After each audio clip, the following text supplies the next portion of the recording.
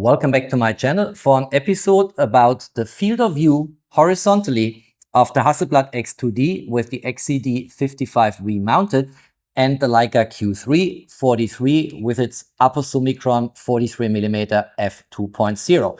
And I will use tools for this video. Pink stickers, they go on a wall for certain measurements.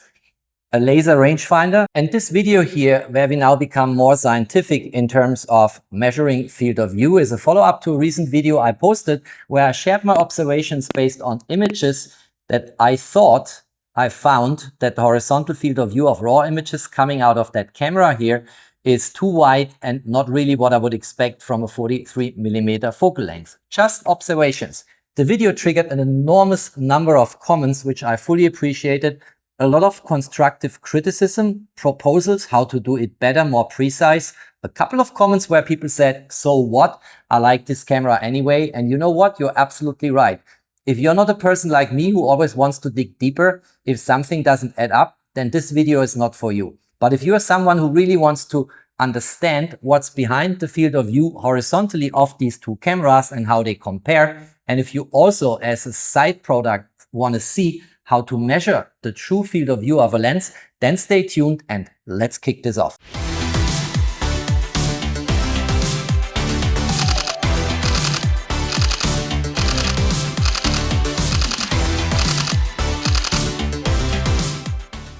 Before going right into the topic, if you like the way I present photography, do tutorials, if you like being nerdy like me, and going around with a laser rangefinder and certain other tools, then now is your opportunity to subscribe, hit the notification bell, support my channel, help me to grow my community. I'm really grateful for it. For you, it's for free. For me, it means the world. And now let's start the discussion. It's not by chance or by accident that I ended up here in my studio comparing the horizontal field of view of these two cameras here in front of me on the table. What I actually wanted to do a little more than a week ago is bringing a side-by-side comparison with all the features, including image quality, you know, how much can you overexpose, underexpose, all of that technical stuff, nerdy stuff between these two cameras, because my thought was, and it's a very natural thought, that a medium format camera like the X2D with a 44x33mm sensor plus a 55mm focal length should actually give me, give or take, the same field of view as the Leica Q3 43. And that's based on a crop factor of 0.79, but unfortunately the images I compared, they looked really different. And that triggered my first video on field of view, where I compared the field of view of raw images coming out of this camera here with 3 other images from 3 other cameras with zoom lenses where I dialed in exactly 43mm. And I found, I have evidence, observation, that here the field of view horizontally of raw images coming out of this Leica Q3 43 is a little bit too wide than it should be given a 43mm focal length. And that's the background of everything I'm doing here. After all these comments, I think I owe you guys to do this now in a more scientific way and really lead you into the right conclusions so we can close the chapter and can move on. And I will in this video really go in depth with measurements and really coming to conclusions which have evidence and scientific solid ground they are standing on. All right, people said measure the field of view, so I'm going to measure it. You see here a standing wall. This is for large space offices. You see here a pink sticker.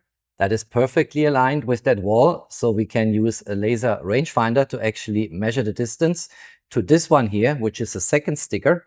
I'm going to show you this in a moment also in the live view on the LCD on the Leica Q3. And here is the camera. So we will see in a moment that this is perfectly aligned now to get a field of view simulation with these pink stickers on the wall. There is also perfect alignment in the way the tripod is standing. And if we go to the camera, I have here a really sophisticated tripod head where you actually can, in very fine ways, adjust the different angles and the way the camera is adjusted towards the scene in front of the camera. If I rotate the camera a tiny little bit, watch now the left-hand side bezel here, you will immediately see the pink sticker and that standing wall. And if I do it a little bit to the right hand side, it's already here. So this is really captured in between these pink stickers here. Let me adjust this again. So we have a fairly well approximation for the horizontal field of view. The laser is now aligned with his bottom side to the left-hand side of the pink sticker here. I can switch it on and I can activate the laser. I show it to you on the other side of the wall. You see here, there's a red dot just here. You see that? So it's measuring. Let's go back. And now we can actually measure the distance by another push of the button. It's 1.831 meter. I've done this, by the way, several times to make sure I'm consistent. So this is really what we get in terms of horizontal field of view, 1.831 meter. Let's now measure the distance of the sensor plane to the subject. And these laser rangefinders, they measure from here, from the bottom of the device. Now, unfortunately, there is no sensor plane marker at the top of the Leica Q3. It's not on the 28mm and not on the 43mm, and I'm not sure, I don't think it has ever been there. There is a marker here. It's tempting to use this one, but this is the marker for the shutter speed dial here, of course, and not the sensor plane marker. There are some teardowns. I found a couple of them in the web where people disassembled Leica Q cameras, and that suggests that the sensor is sitting closer to the lens than to the rear side of the camera. Since we don't have a sensor plane marker, I suggest to take two measurement points, one very close to the lens and one very close to the rear side, and somewhere in between the sensor will sit. I'm sure about that. So let's go here. Let's align this. Let's activate it. Laser's activated. I see the red dot. Let's take a measurement. Let's move it very close to the rear side of the camera. Let's activate the laser again. Let's take another measurement. Here we go. Looking at the two measurement points, we get 2.16 meter where we were closer to the lens and 2.182 meter where we were more far away from the lens, closer to the rear side of the camera. So it's now the turn for the Hasselblad X2D with the XCD 55V. That's where I placed the right-hand side sticker, and that's where the left-hand side sticker is placed. Again, aligned with that wall. Look here, there's perfect alignment. We can check the perfect alignment if I go a tiny little bit to this side. We see here the pink sticker showing up. If I go a tiny little bit to this side, we see here the wall and the pink sticker going up. So this is exactly aligned now. I think this is how we should keep that. And also here, the tripod is aligned in the way it was before. The camera is sitting straight on the tripod, and I think we can now again measure distances. And in contrast to the Leica Q cameras, we have here on the side actually a focal plane or sensor plane mark. So we know exactly from where to measure the distance. This time we don't have to work with a range like we have to do on the Leica Q3 43. In order to stabilize, I've put something underneath the laser rangefinder.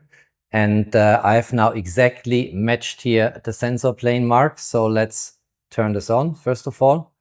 Then let's fire the laser and let's take a measurement. Here we go. The measurement gave us a precise number of 2.164 meter. Now we do this again with the pink stickers. So I need to put this here, aligning it, switching it on, activating the laser, measuring the distance.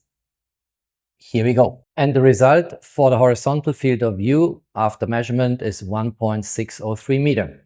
All right, field of view is basically a function of the dimension of the sensor we want to look into, and we can look into the diagonal, we can look into the height or the width. Here I'm interested in horizontal field of view, so we take the sensor width, and then the second parameter which runs into the formula is the focal length. So if we look at the first formula here, I'm applying this now with respect to the Q3 sensor. We have 36mm in the sensor width and we have a 43mm focal length. So the field of view is 45.43 degrees. For the Hasselblad camera, we have a sensor width of 43.8mm and with the XCD 55V a focal length of 55mm. And then we end up at a field of view of 43.42 degrees. And fortunately for the Hasselblad, we can verify this because if we look into the specifications or the datasheet on the Hasselblad website for that lens, and I've marked it here with two red boxes, you see that in the spec sheet, the horizontal angle of view is 43 degrees, which is what we just calculated here in the lower right-hand side corner. Unfortunately for the Leica Q3 43, we do not have detailed specifications about this aposumicron as we have it here on the XCD 55V. So if I look into the spec sheet for the Q3 43, I get a couple of informations on this upper summicron lens, but for instance, not the angular view and other informations I would be interested in. But we know at least what it is, 45.43 degrees based on that rectilinear formula here for the field of view. And for the Hasselblad, we have 43.42 degrees, which we can verify in the spec sheet. Let's move on. Let me give you a couple of remarks what is important to bear in mind when we have this discussion. First of all, manufacturers always specify the field of view and the focal length at infinity focus. That's standardizing an approach, which makes then the focal length comparable across different manufacturers. Second, measuring the field of view and the focal length at shorter distances always bears the risk of focus breathing. And I actually will show you a demonstration of that in a moment in the course of the video. There is an ISO standard, namely number 517, which says it's tolerated to have a relative deviation from the nominal focal length by plus minus 5% for prime lenses. And for zoom lenses, the tolerance is a little bit larger. And if we do the calculation quickly for the 55mm focal length of the Hasselblad 55V, we talk about a range from 52.25mm to 57.75mm in terms of corridor, where if we do the measurement ourselves, we should actually see the outcome dropping in. For Leica and Hasselblad prime lenses, the tolerance based on their own ambition typically is maximum at plus minus 2% at infinity focus. But at nearer focusing distances, it can be between 5 and 10%, even for premium brands like Leica and Hasselblad. And we look at raw image output at a focusing distance a little more than 2 meters in this exercise here. So we should not be surprised if we see within the tolerances deviations here from the focal length number that is printed and labeled on the lens itself. Deviating measurement results do not necessarily imply that the focal length, the physical focal length of the lens, is not what's written on the lens in terms of focal length label. Now, the measurement results were as follows. For the Leica Q3 43, we had a physical scene width on the wall of 1.831 meter, and we measured two distances to the subject based on a lack of a sensor plane mark on the camera body. We had 2.16 meter and 2.182 meter. And for the Hasselblad, we had 1.603 meter in the width on the wall, and the distance to subject was 2.164 meter, which is sitting just between the two measurement points L1 and L2. Now, in analogy to the formula we saw before, where we looked at focal length and sensor width for horizontal field of view, we can also play this game with the same formula at larger distances between the sensor plane or the focal plane and the subject. And the parameters we then have, the focal length gets replaced by the distance to the subject, and the sensor width, which we used before in the formula, gets replaced by the horizontal scene width. And if we plug this into the formula, we add pretty consistently at 45.94 degrees and 45.52 degrees.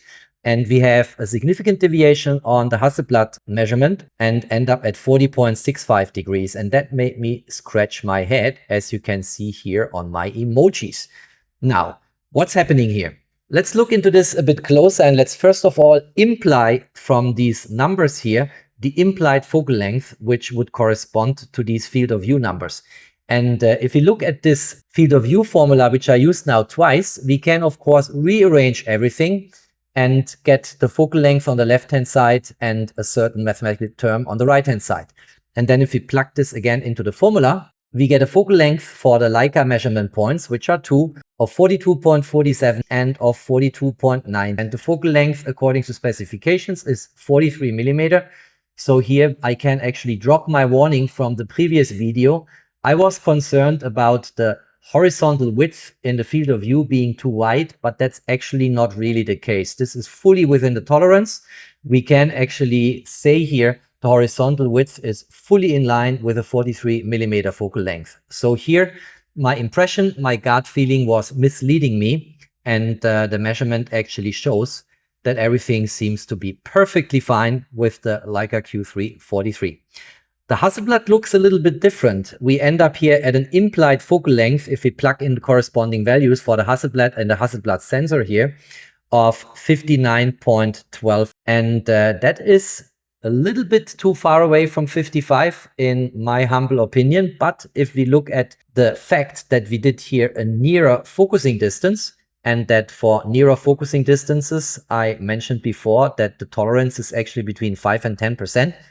10% of 55 is 5.5. So with 59.12, we are still within that tolerance. But although the 59.12 is kind of within the tolerance, as I just outlined, I was not so happy with the result. So I wanted to dig deeper. And what I want to do next is showing you the effect of focus breathing and the difference between the Hasselblad X2D with the 55V and the Leica Q3 43. And maybe then we will understand what's going on here. Okay, let's look a little deeper into focus breathing. And let's see what we find. First of all, I'm here at f5.6 aperture priority. I focus on the photo pinboard wall here and I can take a shot. Let's see how this plays out. Nice shot. Let's double tap. Takes a moment to update. Here we go. Now it's sharp and crisp. Looks good. All right. So what I want to do now is I want to stop down the aperture and I want to stop it down significantly for more depth of field. So let's do this here. Sorry, here. Let's stop down. I mean, the whole aperture range here is to f32. That is clearly not what I want, but let's do it almost to the extreme to f22. And let's switch from autofocus into manual focus. So let's go here. By the way, let's get face detection off. We don't need that here on a photo pinboard wall. Let's go to manual focus. And currently, you see everything is sharp and in focus on that wall if I'm on the right-hand side of 1.5 meters. And now watch what happens if I manually turn the focus ring. I go to infinity first. Do you see how much the field of view is breathing here? Look at that. Of course, nothing is sharp if I'm not here. That's where it turns out to be sharp. You see the focus peaking, kicking in. But if I turn the focus ring, you see how much the width and the height of the scene changes. And that's where this deviation is coming from, when all of a sudden we find a different number when we focus at a closer distance. Because, as I said before, manufacturer measure focal length at focus at infinity. And that's what I wanted to quickly demonstrate. So that's where the tolerance is coming from. Look at that. This is focus breathing. This is how it looks like. Your scene changes dramatically in terms of width and also in terms of height. So what I did now is I again brought these pink stickers to the wall and I will measure again the width of the scene. And I will do this by focusing at infinity. And you see how the scene becomes wider. And by the way, you see the stickers a little bit in the blurriness of the background. If I double tap here and magnify, you see that pinkish glow here. That's just the bezel of the sticker. And the same is true for the other side. Let's go here. We go here. You see it here, a little bit of a glow, and that's from the stickers. And we'll now measure the width with the laser rangefinder and then do the whole calculation again, but this time at infinity focus. In this context, might be interesting to see how much the Leica Q3 43 has maybe the same focus breathing as the Hasselblad X2D with the XCD 55V. So in order to see this, and not to stumble in manual focus into auto magnification, I need to switch this off. And now if I go back into live view, I stopped now the aperture down to an f16. Let's see what happens if we manually focus. There is no focus breathing, almost no. Look at this. Almost no. Much, much less elevated and accentuated than in the Hasselblad X2D. Very interesting. Look at this consistency. There's a little bit of focus breathing. But here, and that's probably why our measurement results were quite okay-ish in terms of almost matching the 43mm. Here there's a long range. If I start here at, now I'm currently at focusing at infinity. And now I go closer, closer, closer in terms of focus. Almost nothing happens. And just in the really near distance, a little bit of focus breathing is kicking in. Quite interesting, right? So here are the measurement results when I started this all over again in this new constellation and with the Hasselblad X2D steered to focus at infinity. The distance to subject this time was 2.023 meter and the width of the scene as measured with the laser rangefinder was 1.565 meter. And if I plug this into the formula, the angle of view or field of view is 42.3 degrees. and the implied focal length from that is 56.6. And with that result, I'm actually very happy. This is close enough, fully within the tolerance to the 55mm focal length, which is printed on the XCD 55V lens. All right, that's it. That's all I wanted to say and show. I hope you liked this presentation and the insights and the methodology I provided to measure the true horizontal field of view of a camera lens combination, because it's always the sensor in combination with the focal length of the lens and all the other parameters we discussed in this video. If you liked it, don't forget to drop me a thumbs up. Stay tuned on my channel. There's always more to come. Thanks for watching. Stay safe and healthy. And of course, peace out.